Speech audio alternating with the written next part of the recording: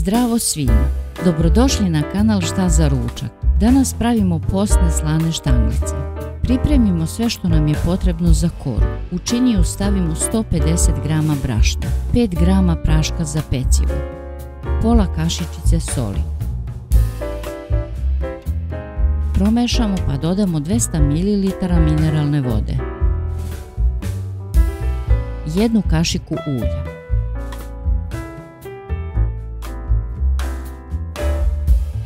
na kraju dodamo 4 kašike narindane šargarepe.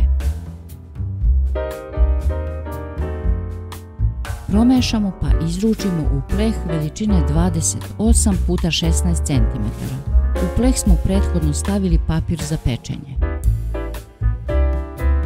Pečemo oko 30 minuta na 180 stepeni.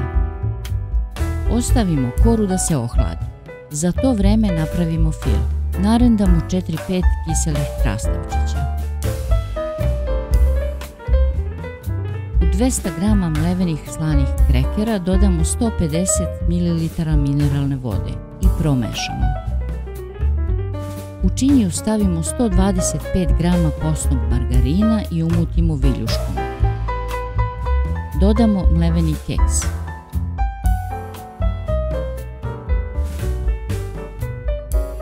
Zatim 100 g postnog majoneza. Odvojimo 1 kašiku za kasnije. Dodamo 180 g isceđene tunjevine, krastavac. Sve lepo promešamo. Nafilujemo ohlađenu koru i ostavimo da se stegne.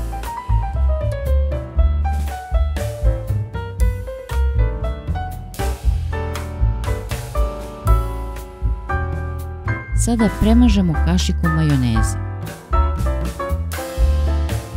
Preko narendamo 50 g postnog sira. Isečemo na štanglice i ukrasimo po želji. Ako vam se dopao ovaj recept, lajkujte i zapratite kanal. Prijatno!